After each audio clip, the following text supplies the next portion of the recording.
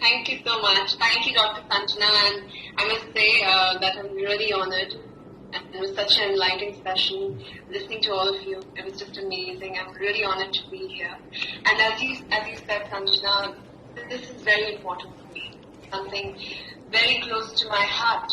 Because as a young girl growing up, I think we all relate to our grandparents. They play a very big role in our life.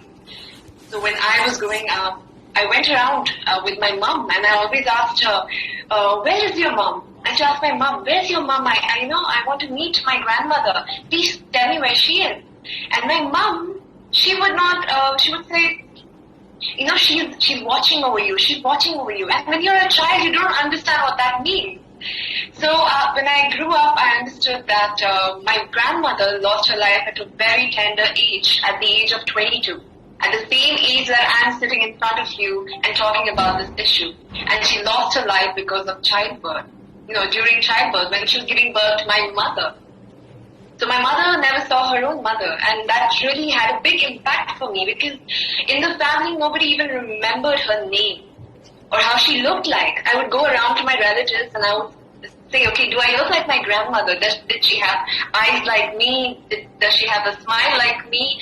And it really hurt me in a very personal level because being an ambitious woman of today that I am, I cannot imagine somebody not having a life of their own, not being able to live to their fullest.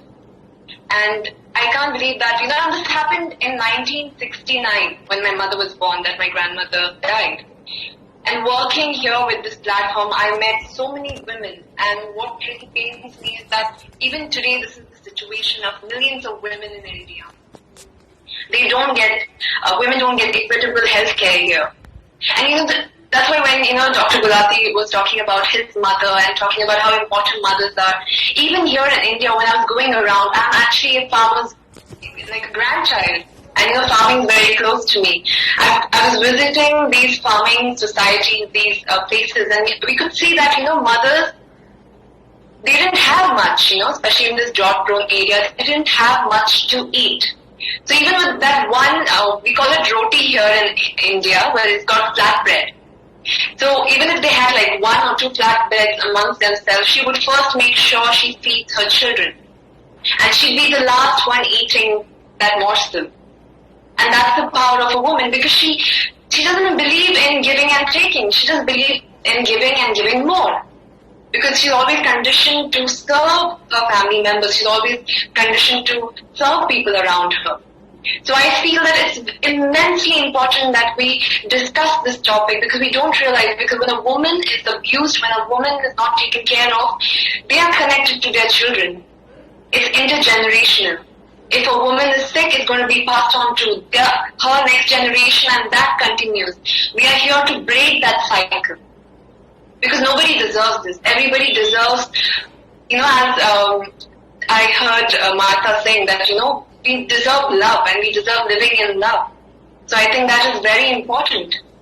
And fast forward to this generation that I'm living in. As a working woman, you still face a lot of problems and, in fact, the first thing that I feel is very important that women are not aware of the problems they're going through. They ignore it. They feel that they're not important. So as you said, affirmations are very important. You need to feel worthy as a woman and deserving of everything. Good health, good mental health, and a really good relationship. Because only when you're there, your children will have it. And I feel, as someone was saying, it's very important for men also to be a part of this. Because when a woman suffers, it's not only the woman suffering, it's the family suffering. So it's even men who are suffering. It's not a woman's fight, it's everyone's fight. And it won't make a difference if we as women keep talking about it unless men also stand, shoulder to shoulder with us and say, yes, this is hurting all of us. We more than protesting, we need more people in influential positions and in positions of power to really champion the rights of women, not only just for women but for humanity, so that we can change humanity.